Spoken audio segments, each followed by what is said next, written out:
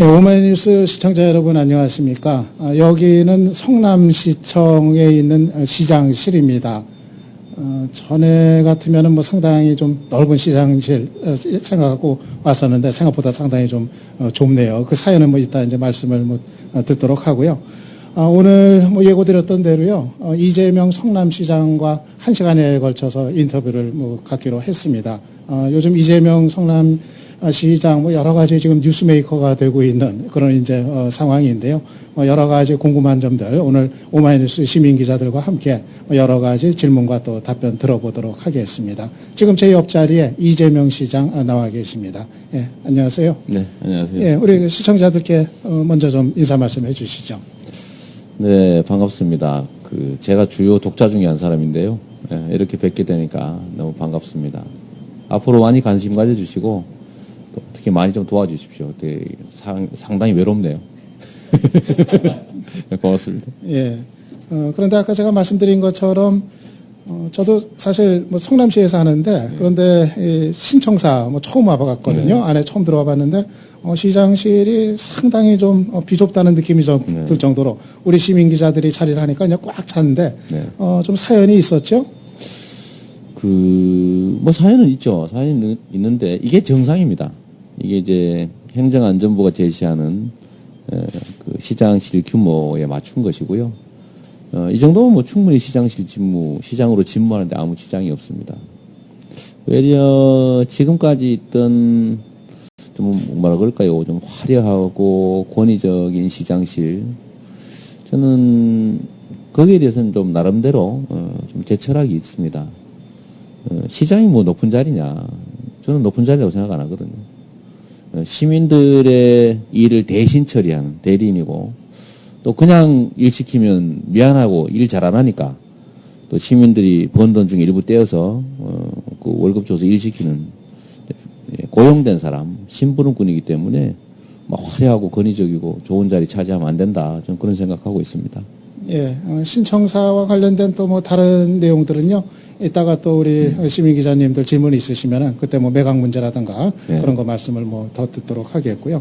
오늘 시민 기자들께서 지금 10몇 분이 오셔가지고 아마 이제 다 이제 돌아가면서 이제 질문들을 하시겠고요. 제가 먼저 얘기를 시작을 하는 그런 거로 해가지고요.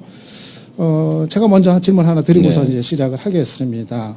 어제부터 지금 성남시 아주 뜨거운 이슈가 부상을 했던데요. 성남시 구시가지 그 재개발 사업 그동안 추진해 오던 거를 한국토지개발공사가 이제 중단하겠다 전격적으로 선언을 했는데 성남시 구시가지 그 주민들은 아마 좀 그야말로 난리가 난 것 같습니다. 앞으로의 재개발 사업이 정말 이제 중단이 되는 건지 이거 성남시로서도 정말 좀 각별한 대책이 아마 있어야 될 것 같은데 지금 성남시의 입장 포함해가지고 이거 어떻게 풀어나가실 건지 말씀 듣고 싶습니다. 그 시기가 참 묘해서 좀 그러긴 한데 LH공사의 그 얘기대로 이미 LH공사가 그 내부적인 사정 때문에 최소 3, 4개월 이전부터 이미 검토해 오고 있었던 사안입니다. 그리고 이미 이제 부천 또 서울의 일부 지역을 이제 포기하고 있는 상태였죠. 알다시피 LH공사의 내부 사정이 상당히 좀 급박한 상태라 현재 성남의 재개발 사업을 정상적으로 도저히 수행할 수 없는 상황에 처한 것 같습니다. 저희로서는 좀 당황스럽죠.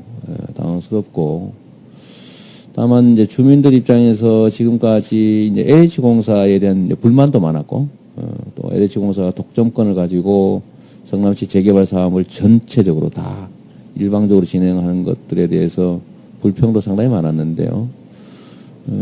어쨌든 지금 현재와 같은 방식의 사업에 대해서 주민들 입장에서는 전면적인 재검토가 필요하다. 이런 입장을 많이들 가지고 있었습니다.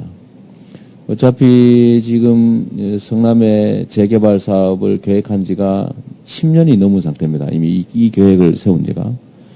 10년이면 이제 강산이 변하는데 실제로 많이 변했죠. 예를 들면 부동산 경기도 나빠졌고 구성원들도 바뀌었고 또 사업성 문제도 그렇고 많이 상황이 바뀌어서 실제로 이제 전체적인 재검토가 필요한 상황인데 지금 현재 직접 착공하지 않은 쪽 그리고 앞으로 이제 인가받을 재개발 사업 부분에 대해서 저희하고 제대로 이제 협의가 없는 상태에서 어려운 점 이해합니다만 일방적으로 포기하겠다고 하니까 사실은 좀 혼란이 있습니다.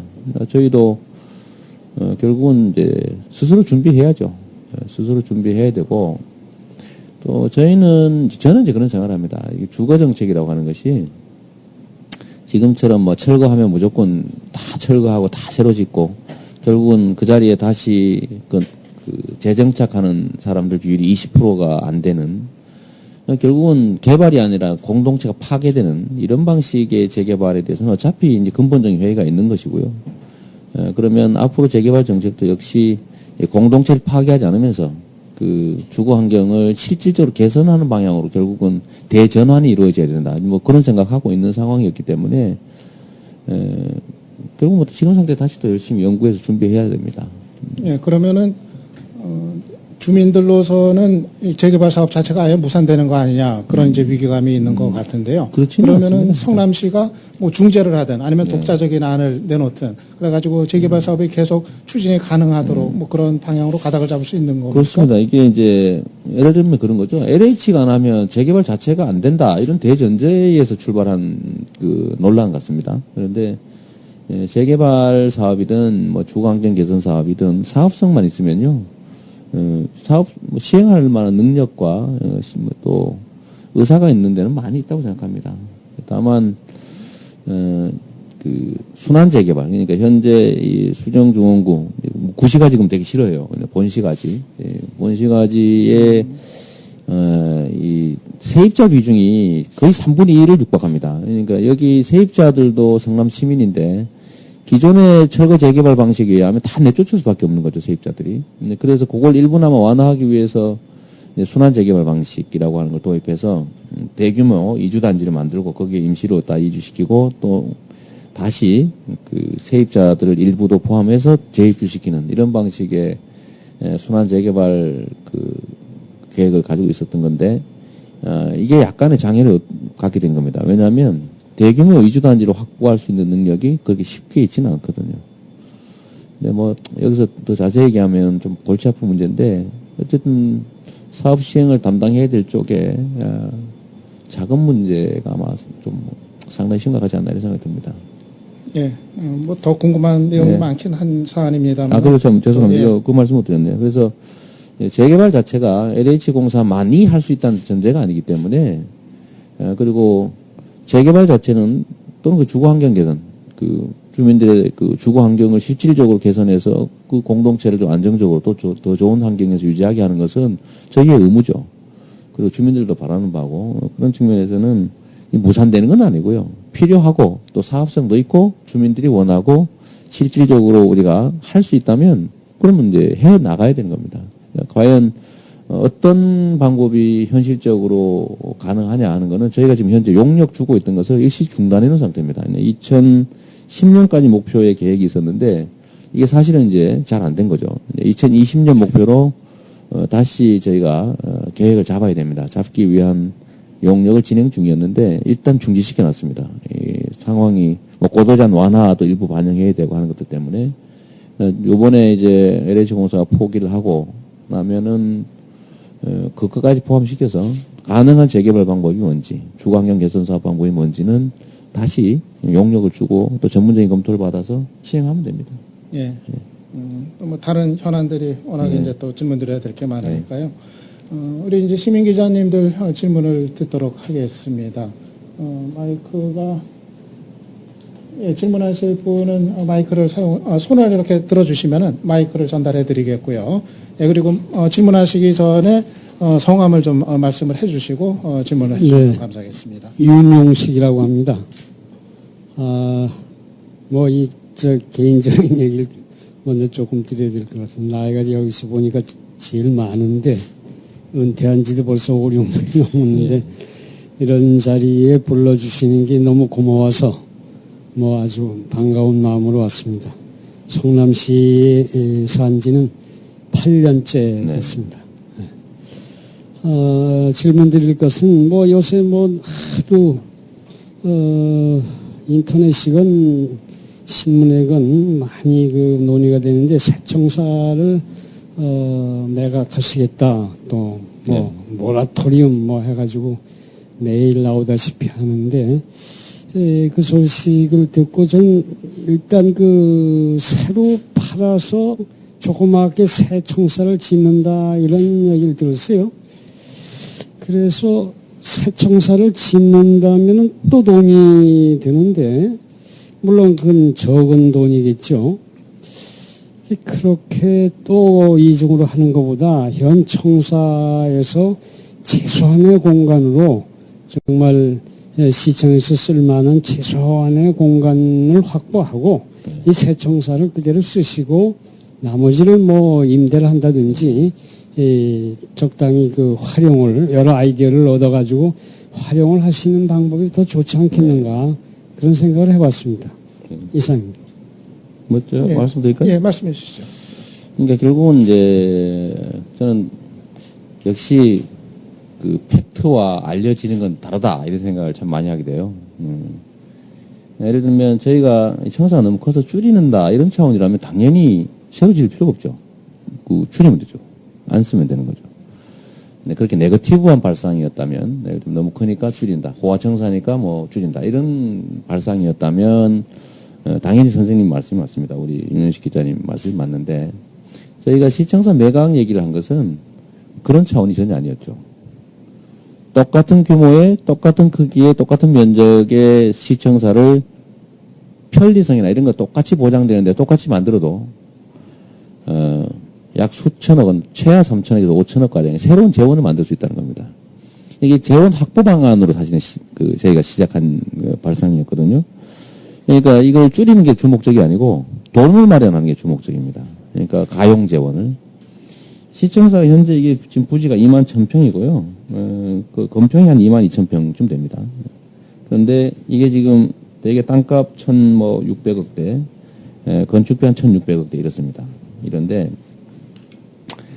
이게 지금 보시다시피 오셔서 알지만 이 고속도로 진출로에 또 이 본시가지 그다음에 분당의 중심이 아주 정말 요지에 있습니다. 이게 그린벨트로 묶여가지고 오랫동안 보존업지로 이렇게 묶여있던 곳이거든요. 근데 여기가 땅값이 알다시피 1,600억 정도에 불과해요.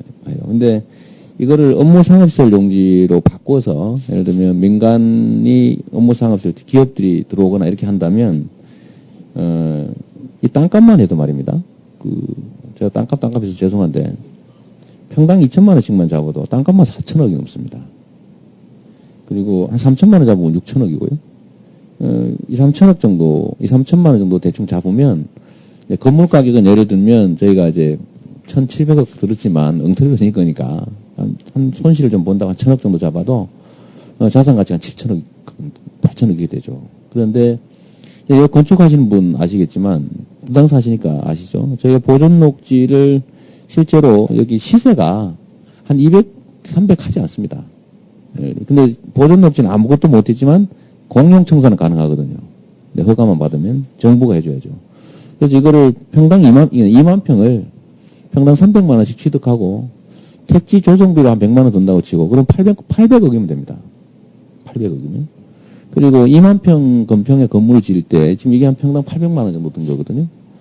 근데 실제는 너무 많이 들었죠. 제 생각에는 평당 400만 원, 많이 잡아서 500만 원이면 2만 평에도 1,000억밖에 안 되잖아요. 1,000억밖에 그래서 미안합니다만. 하여튼 그래 해도 그 2,000억이 안 들어요. 보통 한 1,500억 미만으로 처리할 수 있죠. 이렇게 하면은 실제로는 차익이 엄청나게 발생합니다. 근데 요거를 그렇다고 해서 다시 부실이냐 그건 또 아니죠. 민간 기업들이 업무 상업시설 용지로 하면 되니까.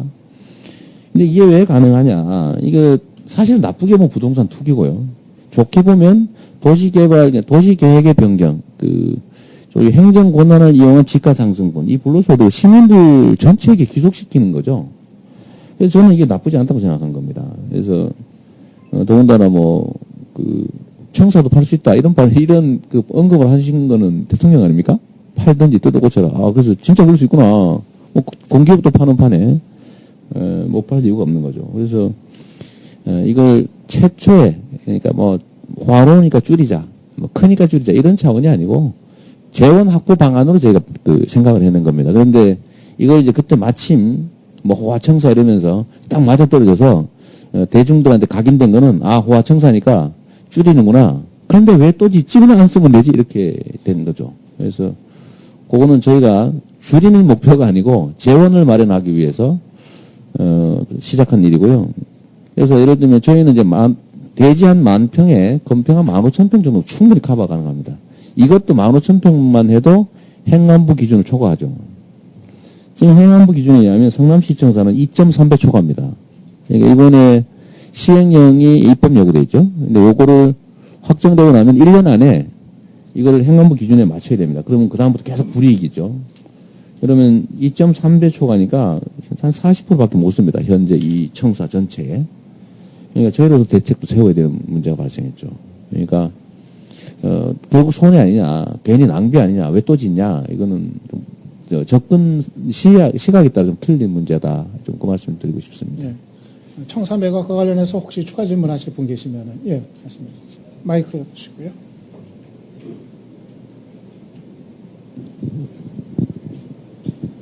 그동안 이전에 고생이 많으셨습니다. 아닙니다. 청사 매각 관련해서 소개 좀 해주시고요. 성함 좀. 오마이뉴스 김대훈입니다. 예. 저는 다른 한편으로 생각하면 그 행안부의 기준이 그것은 공무원 업무 시설에 한한 기준이고 네. 지금 우리가 앞으로 갈 때는 시민들이 시청사를 찾을 때 시민을 위한 공간이 돼야 되는데 네. 저희가 판단했을 때의 행안부 기준은 인근의 용인시청이나 또 인근의 경기도 광주시청이나 저희가 방문했을 때 민원이 실 수 있는 공간이 전혀 없습니다. 네. 따라서 행안부 기준은 저희가 판단할 때는 20년 이전에 나온 기준을 알고 있는데 네. 그 기준에 맞추면 대민 행정 서비스 차원에 갈 수 있는 네. 공간이 전혀 없습니다. 네. 그렇다면 지금 이 시장님께서 행안부 기준을 준해서 그런 계속 방침이 나오시는데 시민을 위한 열린 공간으로 할 수 있는 그런 방안이 없는지 네. 그거 묻고 싶습니다. 그러니까 당연하죠. 저는 뭐 행안부 기준에 맞추기 위해서 하는 일은 또 역시 아닙니다. 다만 하나 예를 든 거죠. 이게 너무 지나치다. 지나치게 크고 지나치게 비용이 많이 들고 이런 문제를 이제 부수적으로 이제 드린 말씀이고요. 당연히 시민 공간으로 활용해야죠. 아까 제가 지금 낮에 무슨 협약식 할 일이 있어가지고 그 9층에 갔더니 거기가 저희가 그냥 1,300만 원 들여서 도서관을 만들었는데 그 소위 북카페를 만들었는데 인기가 엄청 좋습니다. 아까 보니까 자리가 거의 없더라고요. 첫날 한 150명 왔다는데 지금은 제가 보기에는 이렇게 거체되는 인원까지 하면 수백 명 오는 것 같아요. 그래서 안 되겠다. 제가 가니까 앉을 자리가 없더라고요. 몇 사람 손님하고 갔는데 얘기 좀 하려고. 그래서 옆에 9층이 거의 비어 있기 때문에 회의실 뭐 이런 것도 비어 있습니다. 이제 부시장도 이제 내려오실 거고 저 따라 제방으로 절반 정도 줄여서 내려옵니다. 내려오고 이제 과 하나 남는데 그러면은 제가 그러면 넓힐까? 지금 이런 생각하고 있는 중이에요. 많은 시민들이 쓸 수 있게. 시민 공간으로 당연히 써야죠. 그러니까 저희가 아까 말씀드린 것처럼 이 축소하기 위한 목적으로 매각을 하려고 하는 건 아니다. 만약에 이거 다시 지어야 되는데 돈이 똑같이 든다면 그렇게 할 리가 없죠. 전혀. 예를 들면 절반 짓는데 현재 비용의 절반이 든다. 그건 할 필요가 없죠. 그냥 현재 있는 절반을 안 쓰고 뭐 기업에게 임대를 주든지 아니면 시민들의 무슨 뭐 문화예술 공간이나 이런 걸로 주면 그게 더 현실적이죠. 그 점을 제가 모르진 않습니다. 다시 말씀드리지만 요거는 좀 재원을 마련하기 위해서 특히 수정중원구 재개발이 왜 저렇게 막 혼란을 겪나면 저희 참 슬픈 역사를 가지고 있는 거거든요. 그 청계천 그 정비하면서 있던 빈민들을 수용하기 위해서 아무런 기반 시설도 없는 상태에서 그냥 18평, 20평 분양지 쪽에서 다 쏟아부었던 겁니다. 성남 본시가지에 있는 2차선 이상 도로는요, 정상적인 도로가 아닙니다. 전부 다 개천을 메워서 만든 그 도로죠. 슬픈 역사가 있는데, 거기는 아무리 좋은 계획을 세워도요, 대대적 개발이 불가능합니다. 엄청난 돈을 투입하지 않으면. 은행 1동, 2동이라고 하는데 한 군데 있습니다. 거기를 이제 시가 재정을 투입해가지고 주거환경 개선 사업을 하는 중인데, 여기에 지금 얼마 들어갔냐면요. 4천억 들어갔고요. 한 동. 나머지 2천억을 더 내야 됩니다. 원래는 하지 말았어야 될 사업이죠. 이것 때문에 성남시 재정이 이 모양이 된 측면도 없지 않습니다. 이거 엉터리 집행을 한 거죠. 그런데 한 동네에 사람이 살만한 곳으로 만드는데 이렇게 돈이 들어요. 워낙 엉망인 거죠. 그럼 이런 재정을 자체에서 이렇게 절약해가지고 한다는 것은 매우 현실성이 없기 때문에 어떻게든 저희가 가용재원을 좀 만들어 보겠다.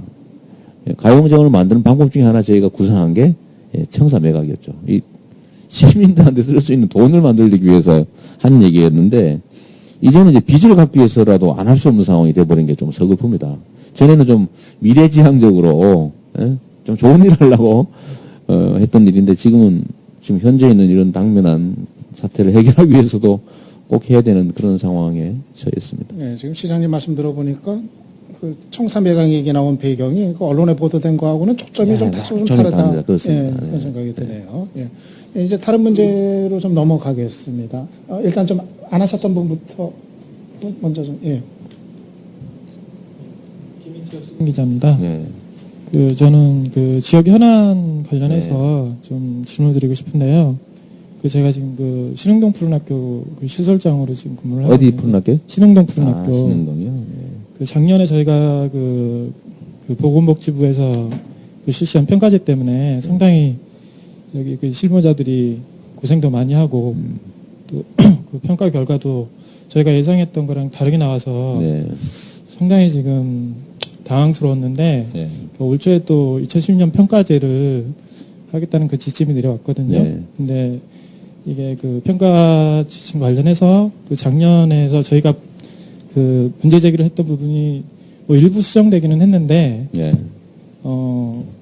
그 기대만큼 뭐 수정이 되지 않았고 그리고 뭐 지금 그 작년 평가 결과로 가장 저희가 그 문제를 지금 그 삼고 있는 부분이 뭐냐면 그 상대평가로 진행을 해서 하위 5%, 15% 시설에 대해서 운영비를 삭감을 해버렸고 5%는 중단을 해버렸고 15%는 삭감을 해버렸어요. 그래서 성남 쪽에 지금 46개 지역아동센터가 있는데 작년에 그 평가 결과로 2개의 기관이 지금 제가 알기로는 운영이 중단된 상태로 알고 있거든요.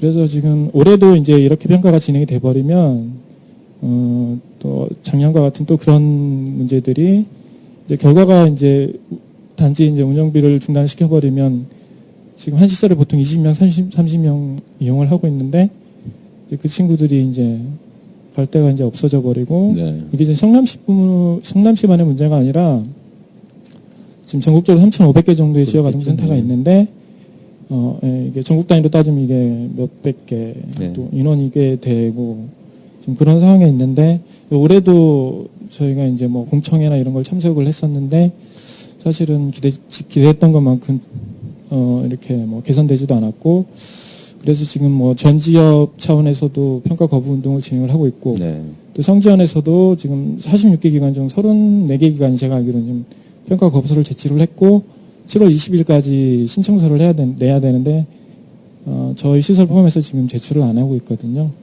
그런 상황에서 평가를 거부할 시 지금 운영비를 중단하겠다는 보건복지부 지침이 내려와 있어요. 그래서 저희가 지금 상당히 지금 이 부분에 대해서 어떻게 혹시 만약에 성남시에서 어떤 대안이나 이런 부분을 혹시 시장님 가지고 계신지. 여러 군데에서 말씀드렸는데요. 오늘 주제하고는 많이 좀 이렇게 아닐 수도 있는 거라 간단하게 제 의견 말씀드리면 사실 이게 군대 선착순 문화죠. 그래가지고 쫙 해가지고 뭐 이유 없죠. 뒤에서 오는 몇 번째 한 바퀴 더 돌리고 또 뭐가 또 해서 그러면 또 한 바퀴 더 돌리고 이렇게 이런 건데 경쟁 만능주의. 뭐든지 숫자로 만들어서 뒤에서 오는 건 이유 불문하고 이렇게 제재하고 또 앞쪽에 잘하는 게 저는 뭔지 잘 모르겠는데 하여튼 뭐 잘한다고 평가되면 좀 더 주고 이 더 받기도 싫다고 그러더라고요. 잘하는 쪽 입장에서도 싫다 뭐 이러고 있는데 저희가 사실은 대안을 저희가 집행하는 예산이 또 사실은 아니니까 저희가 어떻게 직접적으로 할 수는 사실은 없겠죠. 안 그래도 지금 말 안 듣는 기초단체장 1호로 지켜가지고 건방지다 뭐 이런 거 있지 않을까 싶어요. 설마 아닐 거라고 생각하지만 이런 문제도 사실은 민간 영역에서 문제 제기를 하는 게 좀 좋을 것 같고요. 근데 저는 사실 옳지 않다고 생각합니다. 그러나 저희가 어떻게 구체적 대안을 만들기는 저희 영역이 분명히 아니어서 저희가 확실하게 할 수 있는 게 아니어서 좀 그러네요. 이 정도 그냥 하고. 예. 같은 거에 대한 추가 질문입니까? 예, 좀 짧게만 좀 해주시고요. 지금 작년에 그렇게 해서 지금 평가로 인해서 운영비를 지원을 건가요?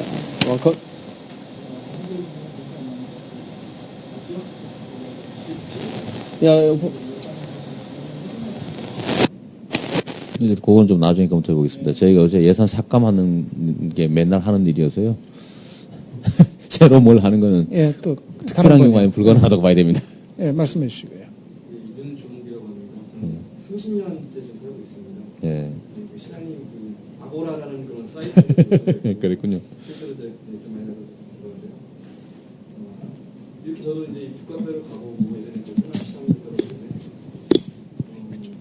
이렇게 정말 시장 큰 줄은 몰랐거든요. 근데 정말 갈수록 이런 광고 홍보나 이 공무원이 근무하는 곳 상당히 화려하고 막 네. 그런데 이렇게 이제 방만한 그런 그 예산 지출로 성남시가 결국 모라토리엄까지 선언했잖아요.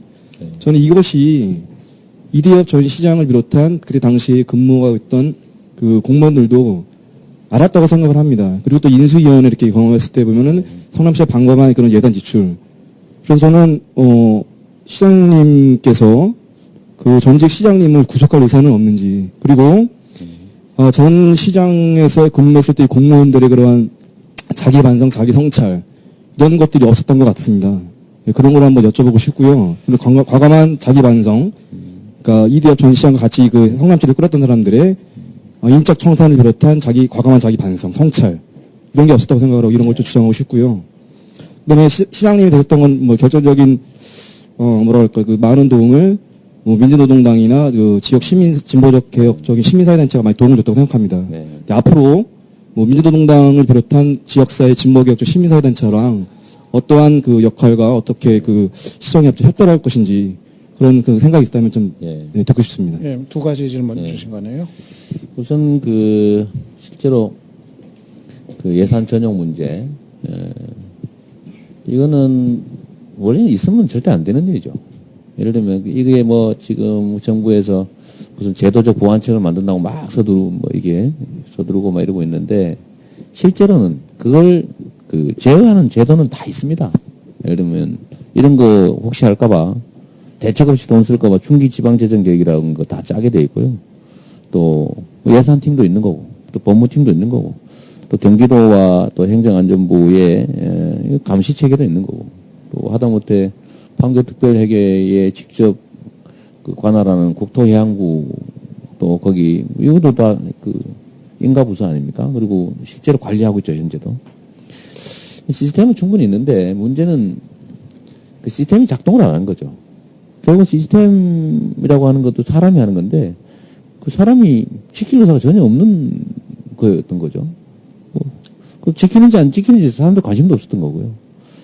그러니까 지금 현재 그 판교특별회계에서 5,400억을 뺐었는데 참 희한하게도 저희가 다시 뽑아보니까 그 특별회계에서 시행을 하거나 주거나 뭐 해야 될 돈이 말이에요. 5,450억이에요. 그러니까 뭐 전에 다 사실은 빚이에요. 더 들어올 돈이 있긴 있죠. 한 2,000억, 한 1,800억 된다는데. 그건 다 그 땅 계약을 했는데 다 해약한 땅들이에요. 그러니까 언제 들어올지 모르는 거죠. 그런데 이거를 알면서도 2007년부터 4년간 차곡차곡 뺐은 거죠. 특히 올해는 원래 계획에 하면 성남시가 1,000억을 채워넣기로 계획이 돼 있었다는데 채워넣기는커녕 전반기에 500억 있던 거 마저 뺏어버린 거예요. 문제는 이제 그렇게 빼쓰는 것도 마음대로 뺏은 건 아니고 결국 예산에다 올려서 추경 작성해서 쓴 거 아닙니까? 의회가 다 승인해 준 거죠. 이 돈이 어디서 났나 도대체 이 돈. 그러면 갑자기 없던 돈 생겨서 돈을 막 쓰고 있는데 작년에는 2,900억을 썼죠 무려. 이 돈은 어디서 나왔냐. 그럼 이 쓰면 어떻게 되느냐. 그럼 꽁돈 가지고 있었던 거냐. 뭐 한 번만 생각해 봤어도 다 아는 것들이었죠. 여하튼 이런 일이 벌어졌는데 글쎄 처벌하는 게 저는 그런 생각하죠. 이번에 예를 들면 제가 이걸 공개했다는 것 때문에 비난받는 것도 있어요. 왜 창피한 걸 공개를 하냐. 그냥 조용히 협상을 해서 처리하지. 제 생각엔 협상해서 처리되지도 않을 일이고요. 그리고 이런 치부들은 좀 알아야 됩니다. 근데 알아야 된다고 하는 이유는 두 가지 의미가 있죠. 시민들의 권리이기도 하지만 말이에요. 주민자치라고 하는 게 지방자치의 본질이 주민자치 아닙니까? 스스로 통치. 알아야 면장을 하는 거죠. 그리고 스스로 결정도 하지만 스스로 집행하지만 그 결과도 시민 스스로에게 기속된다는 걸 알아야 된다는 거예요. 그게 책임이죠. 그래서 알려줘야 되는 거죠. 그리고 저희가 예산을 계속 삭감하는 작업, 취임한 다음 날부터 한 일이라고 고작 예산 삭감하는 일인데 어떤 거 뺄까, 어떤 거 취소할까 이건데 이런 사실조차도 사실은 저는 시민사회가 주권자인 시민이 감수해야 될 몫이다. 저는 이게 이제 발전의 한 과정이라고 보는 거예요. 그래서 알려드린 거죠. 좀 혼란은 있지만 사실 생각 많이 하게 된 거 아닙니까? 야, 그냥 놔두시면 안 되겠다. 우리 곡간 가끔씩 내가 들여다봐야 되겠구나. 장부하고 그 곡간 관리하는 그 고직이 말만 믿어서는 안 되겠구나. 내가 한번 열어봐야 되겠다. 이런 생각하는 거 아닙니까? 저는 이게 이제 그 주민자치의 발전이라고 보고요. 처벌해서 뭐 하겠습니까? 처벌해서. 그리고 다 관련된 사람 드러내면 뭐 얼마나 남을까요? 사실 그런 어려움도 없지 않죠. 그냥 앞으로 잘하는 게 저는 중요하다고 생각하고요. 그 처벌하고 이런 거는 뭐 수사기관이 할 일이죠. 감사기관이 할 일이지. 저는 어떻게든 현재 상태에서라도 이게 추스려가지고 앞으로 끌고 가야 될 책임이 있는 사람이죠. 막 과거를 헤집어서 뭐 이렇게 책임을 묻고 하는 거는 사실 다음 일입니다. 지금 이 혼란 상태를 빨리 수습해서 저는 다음 향해서 수습하고 새로운 대안을 만들어야 될 생각입니다. 네, 다음 문제로 넘어가 주십시오. 전체적으로 지금 시간이 조금 네, 지체되고 네. 있어서요. 조금 스피디하게 좀 진행하겠습니다. 두 번째 이게 네. 이 질문이 뭐였더라? 협력할 방안? 예, 그러니까 뭐 다른 이제 여러 야당이라든가 뭐 이렇게 민생, 같이 시민단체. 협력을 할 수 있는 방안. 그거는 전 내용으로 당연히 채워야 된다고 생각하고요. 제 머릿속 자체가 기본적으로 그분들의 생각을 가지고 있어서 큰 무리는 없고 예를 들면 제도적으로 예를 들면 저희가 인사나 또는 그 뭐 외곽 단체든 또 그 시정 업무 내의 정책 결정 과정이든 여기에 실제로 참여할 수 있는 루트를 만들고 있습니다. 만들고 있고 일부에서 반대하는 것 때문에 그 확고한 시스템을 갖추는 건 약간의 좀 장애가 있긴 합니다. 저희가 말했던 시정계획위원회 조례에서 인정하는 공식적 기구로서 의견 수렴 기구 이거는 약간의 장애가 있긴 한데 그 내용상으로 충분히 다 담보하고 있습니다. 네. 예, 지금 시간이 네, 당초 예정보다 죄송합니다. 좀 이제 늦어지고 있어가지고요. 좀 스피디하게 좀 그러시죠. 예. 진행을 좀 제가 했으면 빨리 합니다. 줄이도록 예, 하겠습니다. 다른 분, 예, 말씀해 주시죠. 김정삼 시민기자입니다. 네. 예. 저는 그 성남에서 그 청소년 관련 NGO 활동가로 좀 일을 하고 있고요. 다름이 아니고 우리 그 이재명 시장님이 탈학교 청소년 출신이라고 알고 있습니다. 예. 아예 못 갔습니다. 중고등학교 검정고시로 이렇게 하셨는데요. 마침 그 탈학교 청소년을 위한 예. 대안교육센터하고 그리고 시립 대안학교 그리고 뭐 청소년 활동을 위한 종합지원센터 이런 좀 공약을 많이 하셨어요. 그래서 청소년 단체들이 기대가 좀 큽니다. 그래서 여쭙고 싶은 것은 저기 국정지표처럼 그 뭐 섬기는 정부 활기찬 시장인지 이런 것들이 있는데 그 5기 민선 시정 방침으로 청소년 행복도시 같은 좀 지표를 행복의 기준이야 뭐 객관적으로 측정을 해야 되겠지만은 청소년 행복도시란 좀 지표 하에 좀 본시가지 그리고 신시가지 청소년들이 좀 활기찬 그리고 전국 기초단체 중에서 좀 모범적인 이런 좀 교육도시를 좀 만들어 주실 의향은 없으신지 좀 견해를 좀 여쭙고 싶습니다. 해야 될 수없이 많은 일 중에 하나라고 생각이 됩니다. 물론 이제 우리 김정선 기자님이야 뭐 아주 오래된 저 인연 있는 분이신데 청소년 관리 활동 많이 하셨고요. 여하튼 뭐 1년에 학교로부터 이탈되는 학생이 뭐 2,700명을 넘어서 한 개 학교를 만들 정도씩 된다고 그래요. 그래서 뭔가 대책을 세워야 되는 건 분명하고 하여튼 저도 뭐 관심은 많이 있습니다. 관심 많이 있고 뭐 말씀대로 저도 그 출신인데 좋은 방법 좀 알려주세요. 저는 이런 제안들이 진짜 중요하다고 생각하죠. 저는 그쪽 전문가는 아니죠, 사실은. 네, 좋은 얘기 사실은 좀 이렇게 잘 차용한 거고요. 제가 청소년 운동 전문가는 아니기 때문에 현실적 방법들을 좀 내주시면 좋겠고, 이걸 지표로 만드느냐라고 하는 건 사실은 크게 의미 있는지는 좀 의문이 가요. 진짜 어떻게 하냐가 중요하죠. 그래서, 열심히 그런 부분을 해야죠. 그거 말고 가능하면 돈 안 드는 방법이 있는지 한번 연구해 보십시오. 잠시 동안은. 네. 예, 또, 예, 김혜원 교수. 네, 반갑습니다, 예, 시장님. 두 번째죠? 저희 당선자 시절에 저하고가 아니고 시민하고 약속하신 대담을 이렇게 빨리 성사시켜 주시리라고는 상상 못 했거든요. 뭐, 너 언제 봤냐. 제가 항상 그거 걱정한다고 그랬는데, 금방 보네요. 이렇게 너무 반갑고요. 네. 너무 지금 행정에 관련된 뭐 큰 문제들만 물어보시는 것 같아요. 근데 제가 살고 있는 지역 아주머니들의 분위기는 네. 저분 부드럽게 봤는데 아닌가 봐. 네. 엄청 무서운가 봐. 와, 말하는 것마다 엄청난 것만 얘기해 하거든요. 근데 사실 부드러운 카리스마가 요구되는 네. 요즘 아니겠어요. 근데 네. 지금 말씀하시는 것마다 무서운 얘기만 해. 시청합니다. 모라토리엄 막 이런 얘기를 하니까 아주머니들이 야 이거 우리 시장이 잘못해서 이게 분란을 일으키는 게 아닌가 걱정하죠. 그럴 수도 있죠. 근데 제가 이제 듣고 싶은 말씀은 뭐 시청사 매각해서 뭐 비용이 많이 생기거나 이랬을 경우에 네. 시장님이 저는 이제 복지 분야에 관심이 많은 네. 네, 사람이고 그렇죠. 네. 그래서 시장님이 우선순위를 정하신다면 내가 가용해서 쓸 수 있는 복지 예산이 있다면 우선순위가 있으실 것 같아요. 네. 뭐 노인, 청소년, 뭐 장애인 이런 것들에 대한 시장님이 어떤 생각 갖고 계신지 궁금합니다. 네. 지금 사실 많이 그렇죠. 저 되게 부드러운 사람인데요. 예를 들면 이제 저희가 이제 예산 문제 때문에 요즘은 시끄럽잖아요. 시끄러운데 저희는 실제로, 한 500억씩 연간제 좀 갚아 나갈 생각이에요. 실질적으로. 대신에 일시에 판교 특별회계는 일시에 좀 채워줘야 됩니다. 그래야 판교 사업을 하거든요. 채워주되 우리가 이제 분산을 시키려면 이제 뭔가 어디서 돈을 가져와야죠. 이제 지방채 발행해서 지방채를 분산시키는 이런 계획을 갖고 있습니다. 1년에 한 500억씩 가용 예산이 줄어들어도 살림 규모의 축소는 엄청납니다. 예를 든다면 저희가 1년에 가용 예산이 한 2,500에서 3,000억 정도 되더라고요. 그냥 3,000억 잡고 이게 지금 3,000억에서 이때까지는 1년에 한 1,500억씩 더 쓴 거예요. 그 특별회계에서 꺼내가지고. 그럼 4,500억씩 쓴 거잖아요. 근데 앞으로는 이거 없어졌죠, 이제. 이제는 갚는 일만 남았으니까 2,500억 정도 줄어듭니다. 그러면 이게 4,500억 살림이 2,500억 살림이 되죠. 엄청나게 줄어든 겁니다. 이게 아마 상상하는 이상으로 충격이 와요. 뭐 하던 공사 웬만한 건 중단됩니다. 지금도 중단돼 있어요. 그런데 그래도 제가 이렇게 말씀드리죠. 우리가 예산 집행을 할 때 500억을 줄여도 실질적인 사업에는 크게 영향을 안 주고 할 자신이 있다.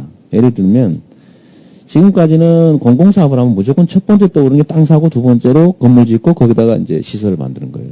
저희는 바꾸겠다. 내용 중심으로. 타가시설을 만들면 민간 건물 임차해서 먼저 일단 하고 또 나중에 좀 여유가 되면 그 시설을 만들어 짓는. 그래서 내용을 먼저 채우는 방향으로 가겠다. 소위 삽질 예산이라고 제가 이름 붙여놓은 토목 예산, 나무 심고 땅 파고 건물 짓고 이런 것들을 줄이는 대신에 제가 제일 예를 들면 관심 있는 부분들은 사람들의 생존에 관한 가장 기본적인 것들이에요. 예를 들면 요즘 범죄 피해 심각하잖아요. 그걸 경찰이 다 해결 못 하거든요. 그럼 CCTV, 방범 CCTV 수요가 되게 많습니다. 예를 들면 그 치안에 관한 문제 또는 애들 그 교육시키는 문제 있잖아요. 기회 공평한 사회라고 하는 게 제가 만들고 싶은 세상이니까 애들 교육 기회를 주기 위해서 방과후 학교 하다못해 예를 들면 교육에 대한 프로그램 지원하는 거 뭐 이런 거 또는 의료 이게 갑자기 밤에 사고 생기면 안 되잖아요. 의료 또 이 복지 그리고 주거 환경 밤에 주차할 데 없어가지고 차 짊어지고 다닐 수밖에 없는 이런 상황들을 해소하는 게 실질적으로 우선이다. 분당도 마찬가지거든요. 이 보육시설이 없어가 난리예요. 그러면 저희는 뭐 이렇게 뭐 많은 건물 지어서 휘황찬란하게 하는 것보다는 예를 들면 판교나 분당 지역에도 공교롭게도 공공 보육시설은 수정 중흥 본시가지보다 더 열악합니다. 분당이. 예? 역차별 나오고 있는 거거든요. 예를 들면 이런 부분에 대한 실질적 투자를 저희가 많이 늘리겠다 이렇게 생각하고 있죠. 예, 질문해 주시고요. 이라고 합니다. 여기 시민기자 모임에도 왔는데 네. 저는 대학생이거든요. 아, 그러시군요. 예, 저 동국대학교 다니고 있습니다. 이게 어디 대학교? 동국대학교 다니고 아. 있습니다. 근데 좀 말랑말랑한 얘기 하면서 이제 좀 긴장을 좀 예. 풀었으면 합니다. 근데 제가 저희 시에 되게 잘 돼 있다고 생각하는 점 중에 하나가 이제 도서관입니다. 네. 네, 도서관 되게 신식으로 잘 돼 있고 그런데 도서관에 가보면 시장님도 아시겠지만은 이게 청소년애들이 되게 많이 옵니다. 그게 되게 그렇죠. 저는 네. 좋은 거라고 생각합니다. 학원 갈 시간에 네. 이제 시립 도서관에 온다는 거는 참 좋은 일인데 거기서 청소년 문제가 되게 많이 발생합니다. 그래요? 예, 막 그 어두운 데 가서 담배 피고 뭐 애들끼리 싸우고 어른들한테 시비 걸고 그래서 제가 몇 명 때려주긴 했는데 제가 때렸어요? 아, 그거 별로 심각한데. 예. 그래서 근데 그런 문제가 되게 많이 해서 야탑에 가면 시립도서관에 예. 성인 전용 열람실이라고 있습니다. 아. 야한고 본데가 아니라요. 거기 성인만 들어갈 수 있습니다. 거기는. 네. 어디요? 그 핫탑동에 있는 예, 중앙도서관이요? 야탑동에 거기요? 있습니다. 근데 거기조차도 6시 넘으면 이제 자리를 자기가 그냥 아무데나 자기 앉고 싶은 대로 앉으니까 네. 열람실 분위기가 너무 이제 해치는 겁니다. 근데 그 대학생들 시험 기간이나 아니면은 뭐 자격증 시험 고시 준비하시는 분들 다 거기서 공부하고 또 거기서 뭐 고시 합격자도 많이 나왔다고 합니다. 근데 이 청소년들하고 이 대학생들, 이 고시 준비생들하고 같이 이렇게 공부할 방법이 없나? 그게 첫 번째 질문. 어른하고 좀 떼서. 그러니까 어떻게 공존을 하면서 그 도서관 좋은 시설을 그리고, 같이 이용할 수 있는 방법은 없을까 네. 하는 것도 있고요. 아니면 좀 관리인을 좀 넣어주든지 아니면 좀 때려주는 사람을 넣든지 예 그러든가요. 아니면 하든지 해야 되겠네요. 그리고 정자동이나 이런 데 카페를 보면 요즘 24시간 카페가 많습니다. 네. 24시간 카페가 왜 많냐면 거기서 이제 대학생들 이상 좀 되는 사람들이 노트북을 갖고 밤새 공부를 하러 갑니다. 저도 그거 좋은 많이 생각이네. 이용을 했었는데, 그러니까 카페 갈 돈이 없으면은 좀 일찍부터 여기 경원대학교나 저희 단국대학교 좀 이제 가가지고 몰래 들어가지고 다른 학교 가가지고 이제 원래 공부를 밤새 합니다. 대학 도서관은 대학교는 밤새 합니까? 예 밤새 도서관을 여니까. 근데 그런 사람들이 너무 많습니다. 그래요? 예, 성남에 너무 많아서 그거 그 좋은 성남 생각이죠. 시립 그냥 24시간 도서관 이런 거를 한번 만들어 보면은 어떨까? 저는 좋은 생각이라고 생각해요. 지금 성남시 안에는 밤 12시 이후에는 10시까지 열어놓은 데가 그렇죠. 없죠. 예. 요즘은 11시 40분이면 12시까지로 11시 하는 것 같은데. 예. 밤샘으로 아예. 예, 근데 뭐 문제가 있겠죠. 거기서 자는 친구들이 이제 집 나간 친구들이 거기서 자면 이제 문제가 생기죠. 많은 문제점 알고 예. 계시네. 예. 예, 그런 것들 이렇게 보완하면서 이제 시장님이 어떻게 예. 여러 가지 해주셨으면 아주 합니다. 좀 피부에 와닿는 아. 질문들을 여러 개 해주셨습니다. 예. 아니, 그거 정말 좋은 생각 같아요. 저희가 요거는 한번 검토를 해볼게요. 저희는 저녁 퇴근 시간 넘은 다음에 공공시설들이 잠자고 있는 게 너무 아까워요.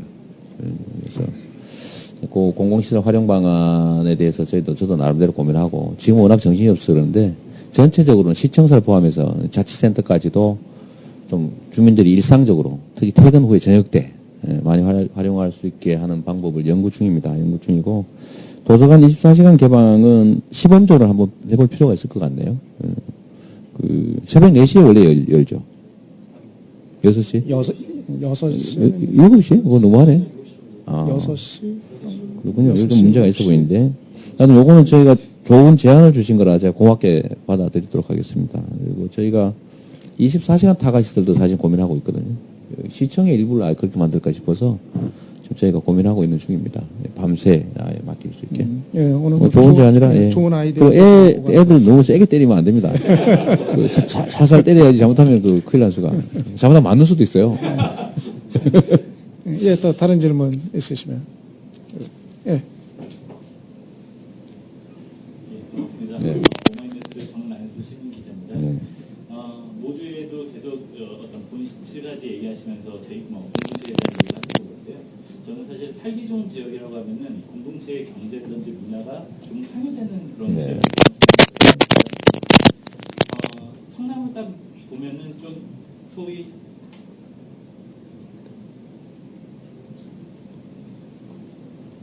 성남시를 보면 소위 배드타운이라는 그런 문제 때문에 어떤 공동체에 대한 그런 어떤 문화가 좀 향유되지 않는 문제들도 네. 있고요. 또 아까 계속 말씀드렸던 어떤 본시가지와 신시가지에 대한 어떤 교류에 대한 문제들 이런 것들이 사실은 거의 부족한 게 아닌가라는 생각이 듭니다. 대전 같은 데 보면은 한밭 레치라든지 이런 지역 화폐 같은 것들을 좀 마련해가지고 좀 이런 공동체에 대한 경제라든지 이런 것들을 활성화하기도 하는데요. 좀 시장님께서 생각하시는 이런 성남시만의 공동체를 좀 더 문화나 경제를 복원하고 이렇게 이끌어 나가실 어떤 그런 프로그램 같은 걸 생각하신 게 있는지 궁금합니다. 그게 사실은 정말 나름대로 저도 고민을 많이 하는 편인데요. 정말 어렵더라고요. 이게 대전 같은 데는 좀 자연 발생적인 도시죠.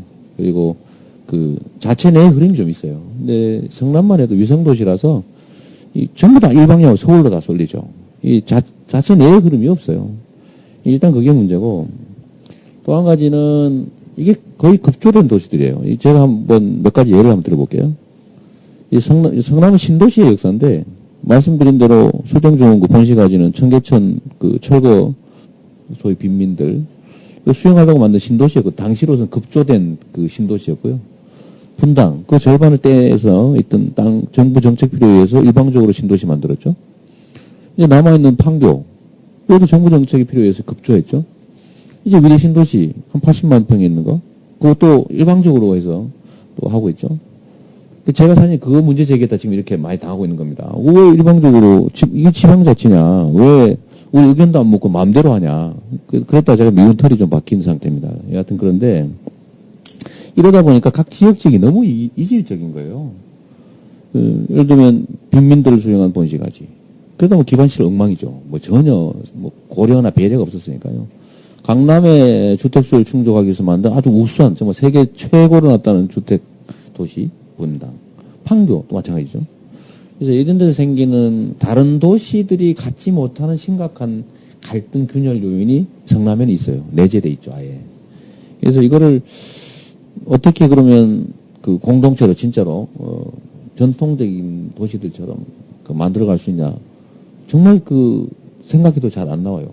잘 안 나오고 저는 그 중에서도 결국은 주거 환경의 차이에서 오는 결국 갈등, 균열 요인이 많다고 생각하기 때문에 일단 도시 주거 환경, 도시 환경 자체가 좀 어느 정도 균형을 맞춰야 된다고 생각하죠. 그래서 그런 측면에서는 내 세금 왜 거기다 너무 많이 쓰냐 이런 점에 대해서 좀 생각을 좀 바꿔주면 좋겠다. 제가 자꾸 이 말씀 드리죠.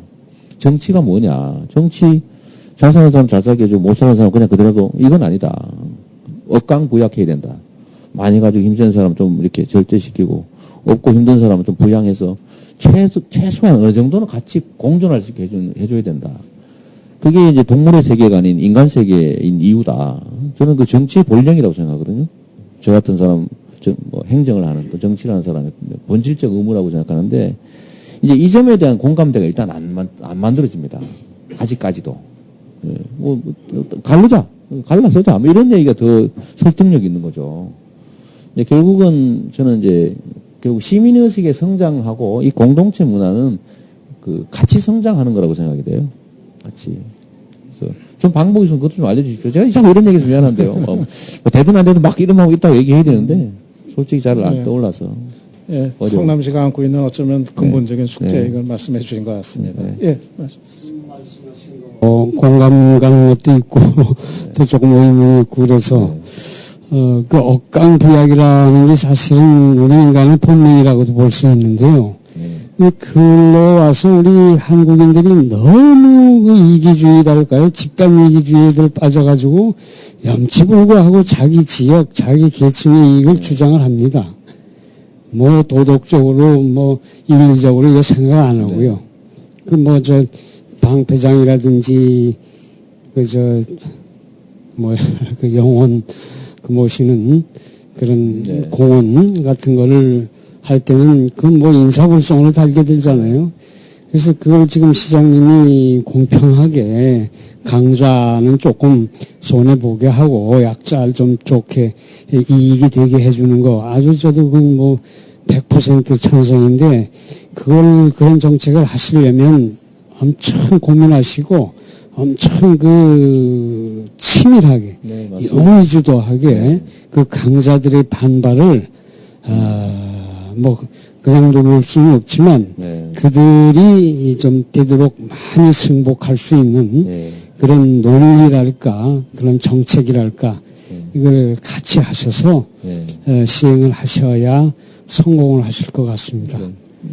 또 그리고 뭐 이거 이제 또 마이크가 다시 안 돌아올 것 같아서 그래서 좀 처음에 그 이재명 시장이 어떤 분인가 하고 저 조금 봤더니 아주 뭐 인권 변호사 출신이시고 더군다나 공단 출신 소년 검정고시 뭐 이런 거를 쭉 오셔서 정말 그 빈자들 약자들 소외계층의 이익을 위해서 많이 애쓰시겠다 해서 참 고마운 분이 됐다 하는 생각을 가졌는데 대신에 가진 자들의 그 뭐 반발이 엄청날 것 같습니다. 특히 저 분당 지역으로.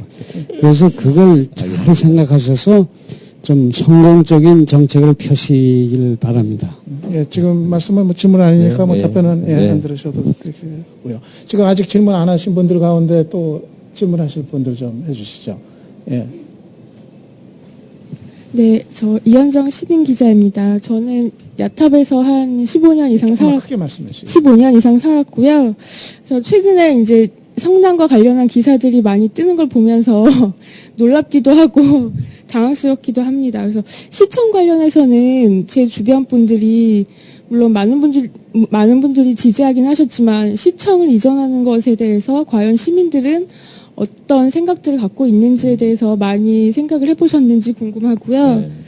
그리고 그러니까 본시가지라고 하셨는데 본시가지와 또 이제 신시가지 분당과의 그 관계 그 부분 어려운 문제이고 또 어려워하실 것 같은데 시청이 이전을 했잖아요. 그래서 그 부분에 대해서 그 구성남시청이 이전을 하면서 그 상권이 많이 죽었다고 제가 들었어요. 그 부분에 대한 대책도 조금 있어야 하지 않을까 하는 생각이 들고요.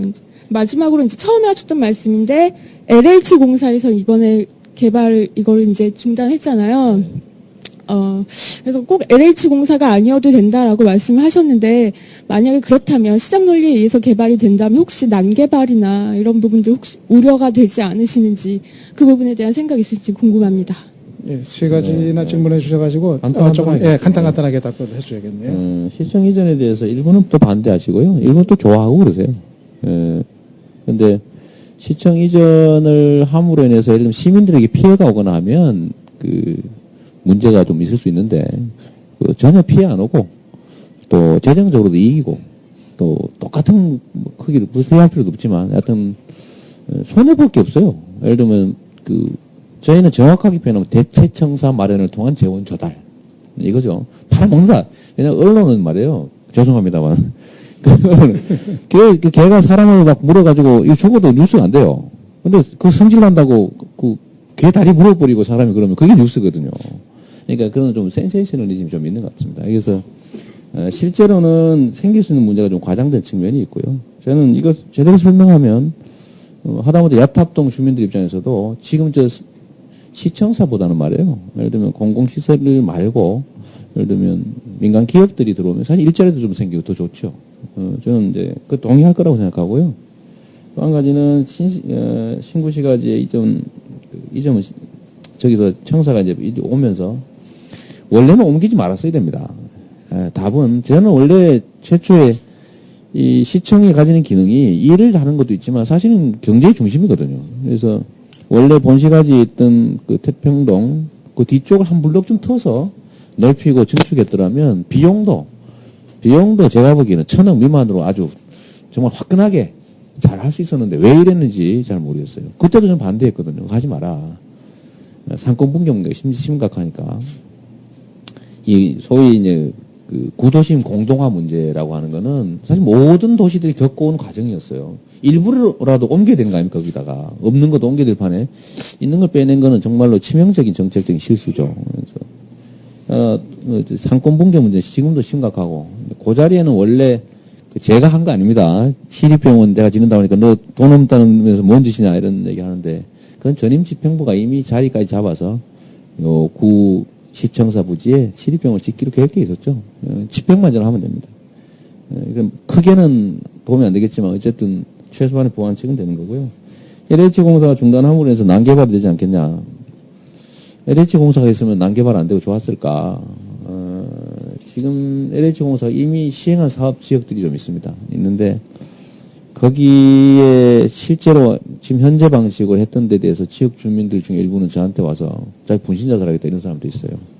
실제로 심각합니다. 집을 통째로 날리게 돼 있어요. 통째로. 그 비용 털고 나니까 남는 게 없는 거예요. 그러니까 이런 황당한 일이 벌어져서 지금 저보고 뭐 어떻게 대처해서 그러는데 저희가 직접 할 수 있는 게 없죠. 사실은 지금 현재의 LH공사가 하고 있는 방식 원가 정산 방식이라고 돼 있어요. 그러니까 덕을 봐도 주민, 손해를 봐도 주민이 보게 돼 있죠. 그러니까 그 LH공사 일정 비율의 수익을 확보합니다. 필요 최소한. 이 비용을 조달하기가 어려운 상황이 된 거죠. 하여튼 LH공사가 있기 때문에 더 나빠지지 않을까. 저는 그건 아니라고 생각합니다. 예를 들면 저는 재개발에 대한 또는 주거 정책에 대한 생각 자체를 바꿔야 된다고 생각해요.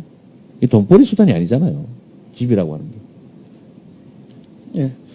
시간이 얼마 남질 않았는데요. 아직 질문 안 하신 분들 가운데서 먼저 좀, 금방 그 공사 말씀하셔서 그런데 분당에 공사가 되게 많잖아요. 네. 그리고 이제 지방으로 이전을 하는데 시청을 따로 짓지 말고 그쪽으로 들어가시면 안 될까요? 그건 손해입니다.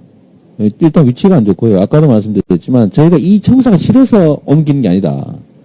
똑같은 조건에 똑같은 크기의 청사를 지어도 돈이 남는다. 그런데 현재 있는 데를 가게 되면요, 엄청 비싸요. 그래서 갈 필요가 없어요, 그렇게 되면. 그런 차원이라면 역시 논리적으로는 줄이는 게 맞죠. 줄이면 되죠. 그래서 저희는 대체 청사를 마련해서 그 과정에서 예를 들어 도시관리 계획에 따른 좀 지가 상승 이런 것들 전 시민에게 좀 환원하자. 아주 뭐 적나라하게 표현하면 성남시도 부동산 투자 한번 하자. 뭐 그런 겁니다. 왜 성남시만 못하냐? 국가는 하고 있는데 한국토지공사가 사실 그거 하고 있잖아요. 국가의 그 도시계획권을 가지고 그거 하고 있는 거죠. 저희도 좀 하자 이거예요. 저 이익 좀 보자. 예, 질문하시겠습니까? 예. 건설적인 제안 한 가지 드리겠습니다. 네, 고맙습니다. 성남의 이산공단에 보면은 네. 아파트용 공장이 밀집돼 있어서 지금 현재 포화 상태입니다. 네. 근데 중요한 것은 그 이산공단의 근로자 한 3, 4만 명이 근로를 하고 있는데 이들을 위한 공간이 없습니다. 각 아파트용 공장 내에. 네. 그렇다면 시에서 하시는 방안이 용적률 상향에 대한 인센티브를 주면서 네. 맞벌이 부부나 근로자를 위한 공간을 마련할 수가 있었음에도 불구하고 이런 사항이 전혀 없었습니다. 그러다 보니까 이산공단에 근로자들이 쉴 수 있는 공간이라든지 공동 판매, 공동 수익 창출하는 공간도 없고 지금 교통이 거의 마비증에 와 있습니다. 네. 그래서 이러한 방안들이 앞으로 신축되는 아파트용 공장에 인센티브를 줘가면서 근로자를 위한 공간 확충 마련할 수 있는 의향은 없으신지. 또 두 번째는 우리가 그 시장님께서 가용 지원 얘기를 하셨는데 성남시에 각 재단들이 있습니다. 아트센터를 비롯해서 문화재단부터 청소년재단부터 여기서 연간 적자를 보고 있는 것이 근 200억입니다. 이 4개의 재단에서 발생할 수 있는 적자액이 800억입니다. 그런 사안이 여기서 4.8 3,200억이라는 적자를 보고 있는데 이 적자를 축소시키고 또 그 적자 폭을 줄여서 가용 지원을 활용할 수 있는 방안은 없는지 이 두 가지만 묻겠습니다. 일단 아파트용 공장에 인센티브를 주면서 또 추가의 공간을 확보하고 그 추가된 공간에 예를 들면 좀 복리시설을 좀 넣는 게 좋지 않느냐 말씀이신데 제가 이제 확인해봐야 알겠습니다만은 제가 알기로는 공장을 지면서 인센티브 줄 수 있는 거 최대한 줘서 진 겁니다. 그러니까 인센티브가 없었기 때문에 현재와 같이 그냥 오로지 공장만 들어선 건 아니고요. 토지 소유자 입장에서는 지어서 분양해서 분양하는데 차액을 취하는 게 목표 아닙니까? 근데 땅 주인, 지주와 건축을 해서 시행하는 입장에서 과연 이런 게 가능한지, 물론 이제 저희가 앞으로는 이제 그런 거 좀 검토해야 될 텐데, 지금 거의 이미 포화 상태 가까워요. 말씀하신 것처럼. 원래는 그렇게 하는 게 맞죠.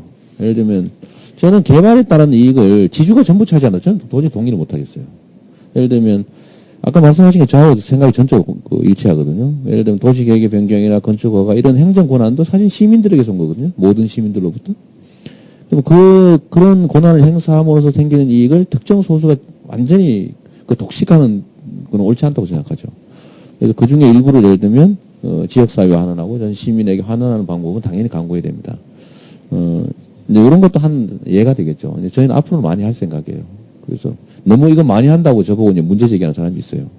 너무 지나치다. 그러나 저는 어쨌든 도시계획의 변경 또는 행정 권한의 행사로 인해서 생기는 불로소득 또 뭐 어쨌든 좀 정상적인 범위를 적정 수익을 초과하는 수익은 어쨌든 지역사회 환원하는 게 맞다고 보고요.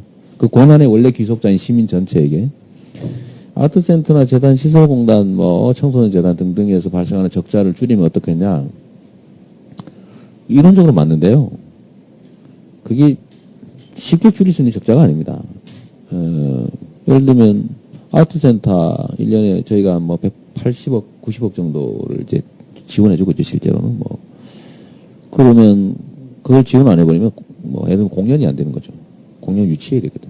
유치하고 시설관리공단 예를 들면 적자나는 예를 들면 주차장 이런 거 관리하고 있는 거거든요. 적자나는 거 관리하면서 그냥 돈 500원 받고 1,000원 쓰고 있는 거죠.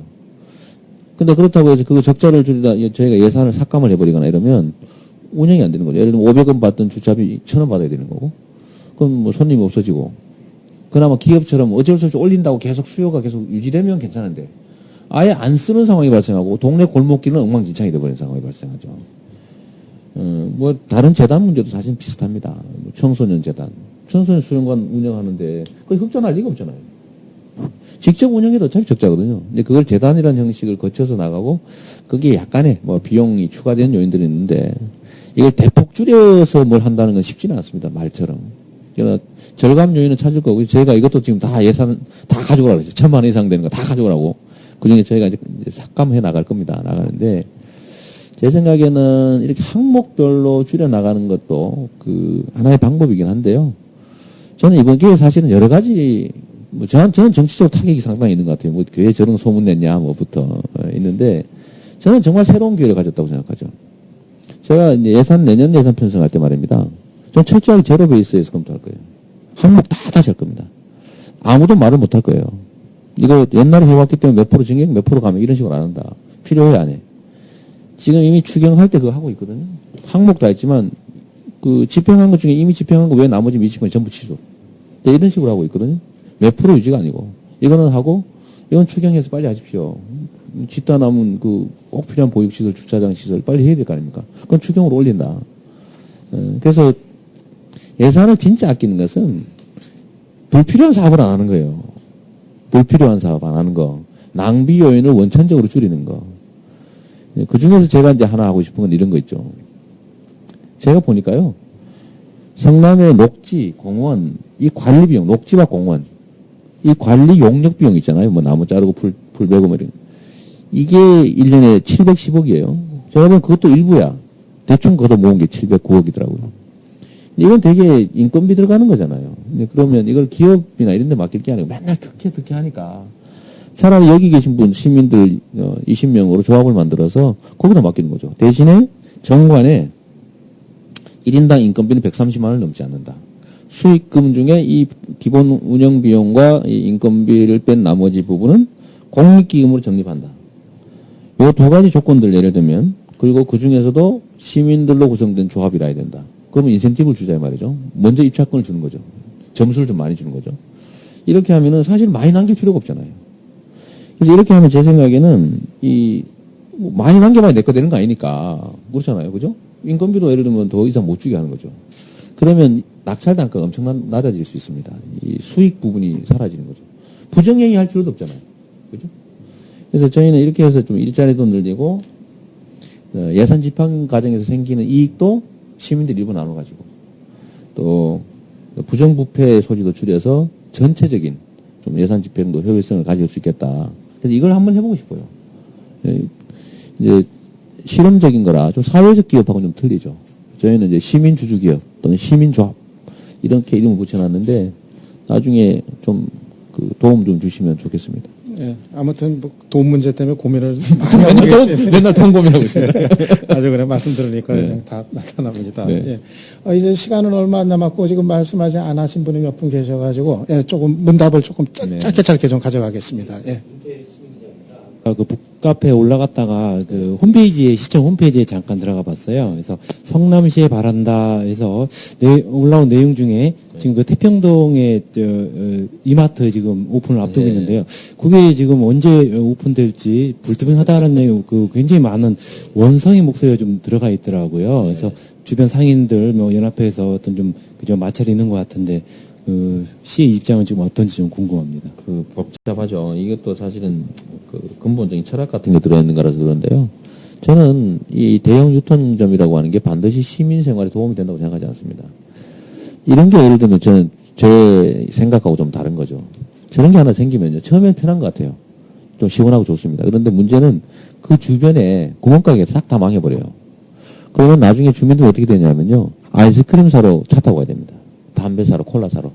이런 상황이 발생하죠. 결국 주민들한테 큰 피해가 발생할 수 있어요. 이런 데 대한 보완책이 없는 상태에서 계속 공용도를 투입하면 말이에요. 살 수가 없어요. 결국은 그게 그 동네에 사는 주민들에게 피해로 다가오죠. 근데 이마트 문제는 지금은 저희가 등록을 안 받아주고 있죠. 그때는 뭐 저한테 온갖 압력이 다 들어옵니다. 그런데 절차상의 약간의 문제도 있었고요. 또 거기가 교통 문제나 이런 것들도 여전히 좀 미결 상태예요. 일단은 지역 그 상인연합회들하고 좀 협의를 좀 하고 가능하면 일종 사회적 대타협을 만들어서 오면 그 정상적인 영업을 할 수 있도록 등록받아주겠다. 아니면 뭐 내가 소송을 당해도 할 수 없다. 이런 입장인데 이제 협의 중이고요. 조만간 뭐 협의가 좀 가시적 성과가 나오지 않을까 저는 그렇게 기대하고 있습니다. 문제는 거기 이미 800명 뭐 이렇게 얘기해요. 뽑아놓은 직원들이 뭐 시골 네, 압니다. 네. 다음 질문 안 하신 분. 그러니까 결국 그런 게 다 사실은 이제 압력 요인이죠. 사실은 초기부터 막았어야 되는데, 건축 허가 과정에서도 사실은 제동을 걸었어야 되는데, 지금 저희가 좀 무리한 측면이 없지 않은 거 압니다. 취직해야 될 사람, 당장 거기 이용하고 싶은 사람도 있는 거거든요. 그러나 또 그 반대쪽도 있는 거예요. 제가 해야 될 제일 중요한 일이 그런 이해관계를 조정하는 거죠. 제가 모든 사람으로부터 칭찬받을 수 없어요. 그 분명히 상대가 있는 거고, 정치인들이 해야 될 제일 중요한 역할이 사실 이해관계를 조정하는 거 아닙니까? 최대 공약수를 찾아내는 거죠. 지금 그 과정 중에 있습니다. 당연히 저는 쌍방으로부터 욕먹고 있죠. 예, 이제 뭐 두 분 질문 안 하신 것 같은데요. 예, 해주시고요. 네.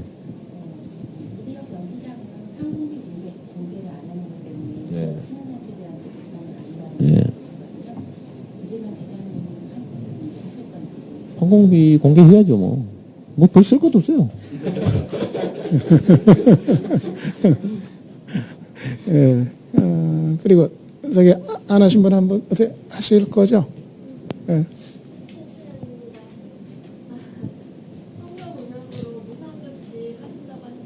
예. 무상급식이요? 이미 하고 있죠. 초등학교는 전부 하고 있고요. 중학교는 3학년을 하고 있습니다. 아직 안 된 것도 많은데 그거 언제? 중학교 3학년이요? 하고 있는데? 어디가 안 되고 있어요? 성남시는 어디요? 중학교 3학년은 다 될 텐데. 어디에요? 3학년만 되고 있어요. 그러니까. 그러니까 그 얘기죠. 이 1, 2학년은 저희가 확대를 해야 되는데요. 여기 약간의 문제가 있습니다. 첫째로는 경기도 교육감하고 저하고 이제 좀 해결해야 될 문제가 있어요. 경기도 교육감이 매칭 펀드로 하자. 미이행 안 하고 있는 데는 최대 50%를 뭐 되고 적은 데는 30%를 지방자치단체가 부담하는 걸로 했는데 제가 그 회의를 갔더니요. 이미 하고 있는 과천하고 성남은 제외 이렇게 써놨길래 제가 그럼 못하겠다. 먼저 한 게 죄가 아니다. 그리고 다만 그게 지금 현재 하고 있는 거면 연간 200 몇십억 됩니다. 그런데 이제 중1, 2까지 늘리면 300 몇십억 늘어나게 되고요. 상당히 많이 늘어나게 되죠. 일단 재정 문제가 있어서 제가 약속한 거긴 한데 그렇게 조기에 하긴 좀 어려울 것 같아요. 일단 이 재정 상태가 좀 정리가 좀 돼야 됩니다. 그리고 또 한 가지는 저는 경기도 교육청에서 경기도 교육에서 그 원칙대로 하자. 최대 기초단체 부담 50%면 저희가 그거 빼주면 그걸로 나머지 부분도 하고 그다음에 다른 교육 재원으로 우리가 투자해 주겠다 그거를 우리가 떼어먹고 딴 데 쓰겠다는 게 아니다. 이렇게 얘기하는데요.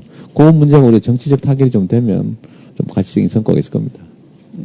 예, 뭐 예정된 시간이 지금 다 됐는데요.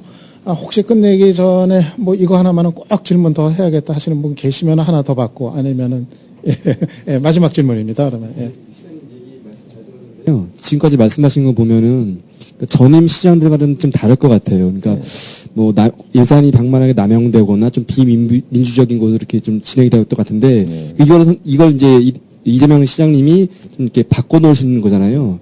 그러면 일반 시민들이 봤을 때는 이제 재선도 생각해 줬을 텐데 눈에 좀 가시적인 게 좀 있어야 되지 않겠습니까? 아무래도 그 시민들은 전임 시장과는 좀 다른 모르는 걸 좀 요구할 것 같아요. 그래서 그 시장님께서 4년 동안 재임하시면서 이것만큼은 우리 시민들에게 돌려주겠다. 그런 거 하나 하고요. 이게 너무 좀 딱딱한 질문만 했는데 이제 뭐 여름철이라서 막 휴가도 많이 따라하는데 성남 시민들에게 좀 권하고 싶은 책이라도 좀 하는 건 좀 소개시켜 주시죠. 시장님이 제일 어려운 질문인데요. 네. 그럼 지금 마지막 질문에 대한 답 포함해서요. 네, 마지막 이제 인사 말씀까지 그렇게 한꺼번에 해주시죠. 저는 그런 생각합니다. 우리나라 민도 그러니까 그 시민들의 의식 수준이 상당히 높다고 생각해요. 없고 잠시 흙탕물을 막 흩트려 놓으면 판단이 잠깐 흐려져서 그 흙탕물을 일으킨 사람의 의도대로 잠시 혼란들이 생기지만 결국은 다 제자리 판단할 정도는 된다. 조용히 생각해 보면 그 본질이 뭐냐? 말해서 창피를 줬다? 있는 사실을 숨기는 게 능사냐? 환부를 봐야 수술할 수 있거든요. 예를 들면 제가 5천억, 지금 현재는 6천억입니다. 이 땅 부지값 갑자기 더 나왔으니까. 그러면 이거를 대체업은 없는데, 예를 들어 할 수 있는 방법이 이거밖에 없어요. 예산 삭감하는 거예요. 취소. 계획된 거 다 취소. 이거를 고통을 감수할 수 있겠어요? 고통 감수가 안 됩니다. 알아야 돼요. 내가 아픈데, 내가 총 맞았구나. 나한테 부상당했구나. 이걸 알아야 감내할 수 있지. 모르는 상태에서 고통을 어떻게 감내합니까? 일단은, 알 수밖에 없고요. 그런데, 예를 들면 시민들이 저한테 기대하는 것이 큰 건물 짓고 막 우리한테 많이 뭘 주고 저는 이런 걸 기대한다고 생각하지 않아요.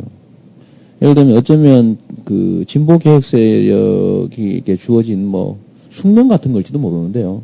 막망되면 다 제자리 갖다 놓고 그러다 별로 주는 거 없네. 그러다 막 주는 사람 또 줬다가 이거 아니네. 그러다 다시 또 갖다가 이런 거 역사적으로 반복되는데 잘 모르겠어요. 잘 모르겠지만 저는 최소한 지금 현재 상태에서 정말로 소득 수준 이상의 화려한 삶을 산 거 아닙니까? 그래서 저는 저거 했다고 생각해요.